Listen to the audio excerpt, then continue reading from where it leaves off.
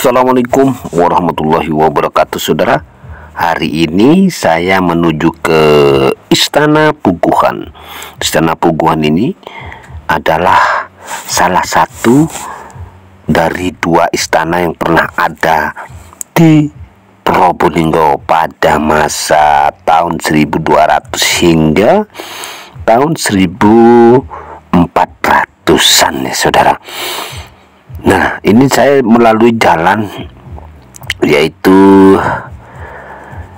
Pondok Genggong yang dahulu masih areal Istana Puguhan. Nah, ini pusat Pondok Genggong atau pondok terbesar di wilayah Probolinggo. Nah, ini pusatnya ya, saudara. Jadi kita terus jalan menuju ke arah selatan, itu selatan. Jadi yang sebelah kanan HP Anda ini barat, sebelah timur HP Anda ini sebelah kiri HP Anda ini adalah timur ya, saudara. Nanti setelah ini ketika perjalanan saya ini bertemu dengan pertigaan Genggong ini, saya akan belok kiri menuju ke arah Istana Puguhan. Di mana Istana Puguhan ini ada dua cerita, ada dua data sejarah. Yaitu yang pertama tentang Istana Puguhan, yang mana pada masa abad ke 13 itu pernah tinggal seorang raja yang membangun istana. Kemudian pada masa berikutnya diganti oleh putranya sampai istana ini diwariskan ke 3 generasi. Nah, sekarang saya sudah belok kiri. Setelah ini saya melewati jembatan, kemudian melewati Pondok Putri Hapsawati ya. Saya juga langsung belok kiri lagi. Kemudian kembali tentang cerita Istana Puguhan ya, saudara. Jadi Istana Puguhan ini hanya 3 generasi. Raja pertama, raja kedua, dan raja ketiga.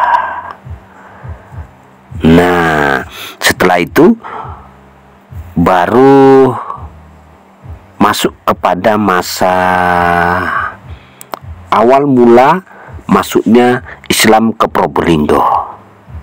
Nah, awal mula masuknya Islam ke Probolinggo ini akhirnya menempatin bekas Istana Puguhan ini sebagai pondok pesantren pertama kali di Probolinggo, yang saat itu masih bernama Kadipaten Banger, di bawah pengawasan Kerajaan Lumajang ya, pada masa itu ya, saudara. Jadi diawali oleh Syekh Maulana Ishaq yang pernah datang ke tempat ini untuk mendidik masyarakat Probolinggo hingga mempunyai jiwa yang islami. Kemudian pada masa-masa berikutnya itu tempat ini atau yang saat ini oleh masyarakat dikenal dengan nama Situs Santana atau Situs Sentono. Ini tercatat di dalam kitab antropologi Islam. Tempat ini pernah dijadikan tempat rapatnya para wali dalam beberapa kali, walaupun tidak sering rapat seperti pejabat zaman sekarang ya, saudara. Para wali itu sering melakukan rapat di tempat ini atau di Situs Santana ini. Dan terlihat saya sudah hampir sampai. Ini sudah Desa Kergenan ya, saudara. Kita kembali lagi ke cerita para wali. Setelah itu tempat ini masih menjadi pondok pesantren terbesar pertama kali di Probolinggo yang mana masjidnya itu atau aula istana Puguhan diubah menjadi Masjid Sentana oleh masyarakat pada masa itu yang masih baru-baru memeluk agama Islam, ya saudara. Kemudian pada masa kolonial Belanda antara tahun 1800-an, tempat ini dirubah menjadi makam Syekh Maulana Ishaq. Sedangkan kita tahu, nah setelah ini ada pertigaan lagi, saya belok kiri. Nah setelah saya belok kiri inilah masuk ke areal situs Santana. Nah kita sampai di mana tadi ya ceritanya? Sampai di zaman Belanda. Nah pada tahun 1800-an tempat ini dirubah menjadi makam Syekh Maulana Ishaq. Sedangkan kita tahu bahwasanya Syekh Maulana Ishaq itu wafat dan dimakamkan di tanah Pasai, Singapura kalau tidak salah ya saudara. Jadi intinya itu versi pemerintahan kolonial Belanda.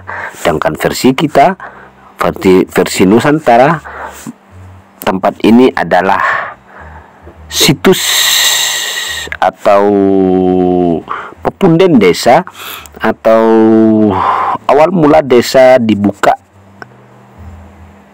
sebagai desa. Dan tempat ini juga adalah tempat saya berada di bagian rapatnya dalam, para wali di bagian dalam yang sering melakukan rapat di tempat ini, saudara. Situs tempat rapatnya para wali itu di sini, Wali Songo. Kalau sejarah awalnya adalah Istana Puguhan. Ayo kita lihat yang sebelah-sebelah, kuatirnya dirubah nama Ba'alawi. Alhamdulillah ya saudara, setelah saya cek ternyata tidak ada perubahan, baik nama, fisik dan bentuknya tidak ada yang dirubah, masih tetap seperti yang dahulu pertama kali saya temukan tempat ini dahulu ya.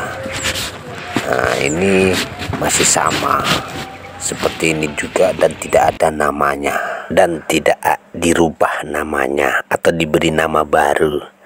Itulah saudara perjalanan saya kali ini atau hari ini untuk mengecek situs-situs bersejarah di Probolinggo agar tidak dirubah seperti makam Mbah Gimbal dan makam-makam yang lain yang berada di lereng pegunungan yang Argopuro itu sudah dirubah.